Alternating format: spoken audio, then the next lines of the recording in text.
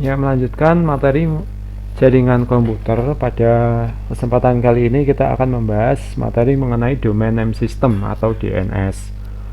Berikut ini adalah contoh ilustrasi penggunaan layanan DNS pada kasus pengiriman email. Misalnya seorang user akan mengirim email ke aperson@wonderful.com ya di sini. Pengiriman email nanti ditangani oleh protokol SMTP. Sedangkan nanti peran DNS di sini ya, dia akan memetakan ya dari alamat domain ke IP address. Nah, supaya pengiriman pesan atau email tadi ya bisa berjalan di protokol IP, itu dibutuhkan IP address. Sedangkan user itu biasanya hanya tahu domainnya itu ya. Jadi nanti SMTP client ini akan melakukan request ke DNS. Nanti ada DNS server yang akan memberikan atau mengolah requestnya tadi, request alamat domain ke IP address gitu ya. Kemudian akan diberikan informasi alamat IP-nya berapa begitu. Selanjutnya nanti SMTP akan mengirimkan email ke IP address yang dituju begitu. Nah, itu adalah contoh ilustrasi singkat ya, jadi pengiriman email dan peran DNS di dalamnya gitu. Oke, kita lanjutkan. Selanjutnya ada namespace. Ini konsep namespace. Nanti bagaimana pengelolaan name atau domain tadi dan hubungannya dengan mappingnya ke address ya atau alamat. Nanti ada flat namespace dan hierarchical namespace. Nah, bedanya di sini kalau flat name itu satu nama, nanti dia dipetakan ke satu address ya.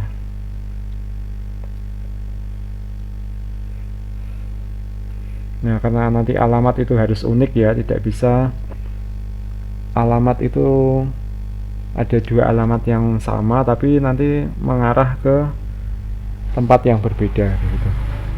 Nah, nanti kalau kita pakai flat name, nah itu ya harus dipastikan semua alamat itu berbeda semuanya ya.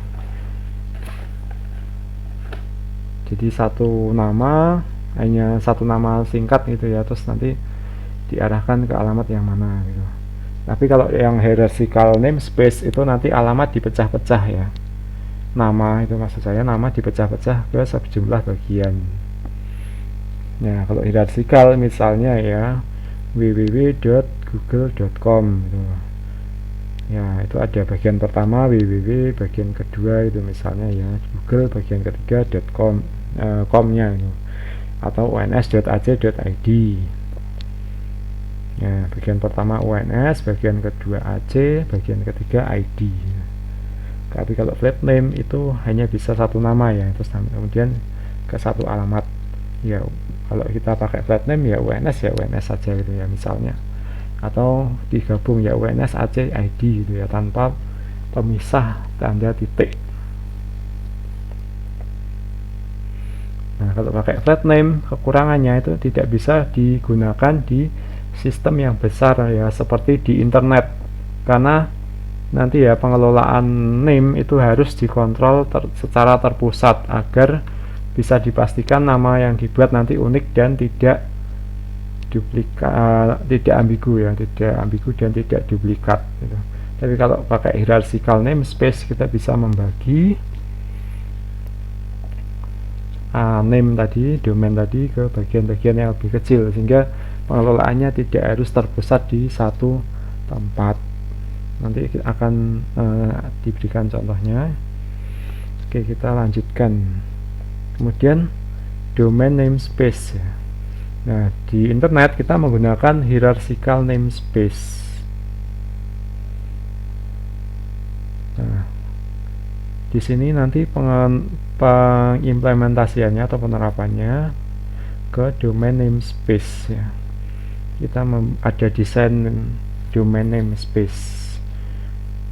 Domain namespace ini bisa kita lihat sebagai sebuah tree atau pohon ya. Nanti setiap node itu ada labelnya. tree ini yang menjadi tadi ya gambaran dari domain namespace bisa memiliki 128 level dari level 0 root ya sampai ke level 127. Oke, nah, contohnya seperti ini. Yang hitam ini nanti adalah root ya. Yang di root itu tidak ada labelnya, tidak ada namanya. Kemudian di bagian bawah nanti baru ada labelnya ya di sini ya. Label ini maksimal 63 karakter di situ. Kemudian turun ke bawahnya lagi nanti ada labelnya lagi dan seterusnya gitu ya. Nah, di sini nanti misalnya di sini ada org, kemudian misalnya di bawahnya ada kernel ya, misalnya kayak itu. Nanti kernel.org. Kemudian yang terakhir kosong ya di sini. Jadi membacanya dari bawah ke atas sampai ke root. Oke, kita lanjutkan. Ya, di sini contoh tadi ya, domain name dan labelnya. Misalnya ya ini dari root sampai ke anak yang paling bawah ya di sini. Ya root, kemudian ada edu, kemudian anaknya lagi FHDA, ATC dan challenger ya. Tapi untuk membacanya kita dari node paling bawah sampai ke atas ya tadi. Nah, di situ yang kalau kita rangkai ya dari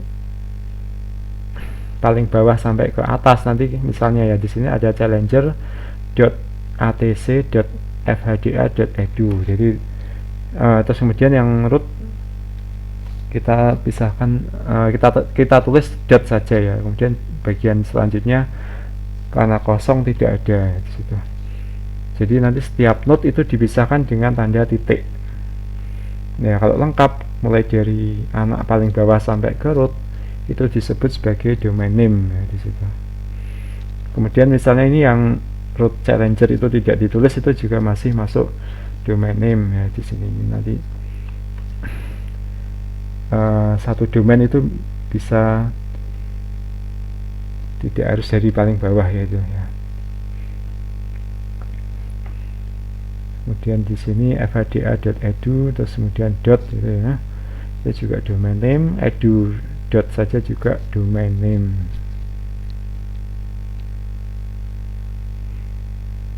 Kita lanjutkan.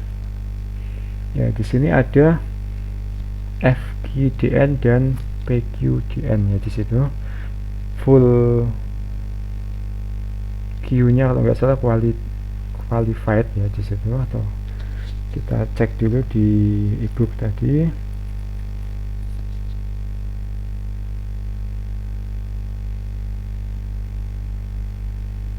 Ya, qualify ya, ini adalah full qualify domain name.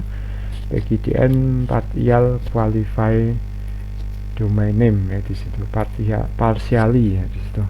Bedanya kalau yang full domain name FQDN itu tadi, itu rangkaian label dibaca dari node paling bawah sampai ke root. Tapi kalau PQDN itu tidak dibaca ya sampai ke paling atas, tidak sampai ke root ya. Contohnya di sini ada triple W ya di situ, tapi lanjutannya tidak sampai ke root ya. Root itu ini ya, contohnya triple W dot funny dot int dot ya di sini. Yang dot itu paling akhir. Tapi nanti kalau contoh penerapan dalam penggunaan sehari-hari, dot yang paling belakang itu tidak ditulis ya di situ. Ini secara konsep seperti itu. Oke, saya lanjutkan ke slide selanjutnya. Ini konsep mengenai domain tadi ya. Domain bisa terdiri dari subdomain ya di sini. Jadi kalau ada gambar seperti ini adalah tree ya, yang menggambarkan suatu domain. kemudian kita punya subtree ya, nanti jadi subdomain ya. Misalnya ini dari bawah abc.apa sampai .com ya gitu. Terus kemudian kita nggak sampai ke atas itu ya, nanti bisa tetap bisa membentuk domain ya, nanti disebut sebagai subdomain.